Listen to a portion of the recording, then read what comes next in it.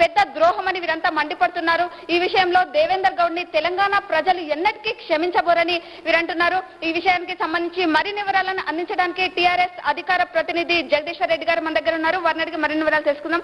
జగదీశ్వర్ రెడ్డి గారు, ఈ విధంగా నవ తెలంగాణ పార్టీ ప్రజారం రాజ్యంలో విలీనమవుతుందని మీరు ఎక్స్పెక్ట్ చేశారా? అది ఊహించిన విషయమే, అందులో పెద్ద ఆశ్చర్యపడాల్సిన అవసరం ఏం లేదు.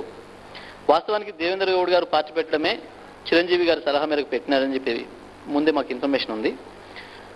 ప్రత్యక్షంగా చిరంజీవి పేరు మీద ఆయన ఇమేజ్తోని తెలంగాణలో రాకపోవచ్చని, తెలంగాణ పేరుంటేనే తప్ప లేకపోతే తెలంగాణలో ఇవాళ పార్టీల మనగడలు కష్టమవుతున్నాయని చెప్పి వాళ్ళకి ముందే సమాచారం ఉంది. కాబట్టే దేవేంద్ర గౌడ్ గారి రూపంలో చిరంజీవి గారు ఇక్కడ ప్రజల్ని మోసం చేయడానికి ప్రయత్నం చేసిండ్రు. కానీ తెలంగాణ ప్రజలు తెలివైన వాళ్ళు, అది ముందే గమనించారు. ఆ ప్రమాదాన్ని గమనించి దేవేంద్ర గౌడ్ గారి పార్టీని ఆదరించలేదు. ఇక ఆ విషయం బయటపడిపోయిన తర్వాత ఇవాళ ప్రత్యక్షంగా బహిరంగంగా ఇద్దరు ఒకటైనారు తప్ప అందులో కొత్త కానీ వింత కానీ ఏమీ లేదు. అయితే దీంట్లో సామాజిక న్యాయం గురించి వెళ్ళి మాట్లాడుతూ తప్పించుకోవాలని చెప్పి ప్రయత్నం చేస్తూ ఉన్నారు. అంటే గతంలో కూడా తెలంగాణ ప్రజల ఆకాంక్షలను మేము గౌరవిస్తామని చిరంజీవి గారు చెప్పినారు, సామాజిక న్యాయం కూడా పాటిస్తామన్నారు, అందుకే జైన్ అయినానని దేవేంద్ర గౌడ్ గారు కూడా అంటున్నారు. అదే విషయాల్ని కాంగ్రెస్ పార్టీ గత 50 సంవత్సరాలుగా చెప్తా ఉంది. ఎన్నికలకు ముందు సోనియా గాంధీ గారు చెప్పినారు. ఇప్పుడు నిన్నటి వరకు కూడా తెలంగాణ ప్రజల్ని మోసం చేయడానికి అసెంబ్లీలో ప్రకటన చేయడం కొరకు కూడా రాజశేఖర రెడ్డి గారు అవే పదాలను వాడుతూ ఉన్నారు.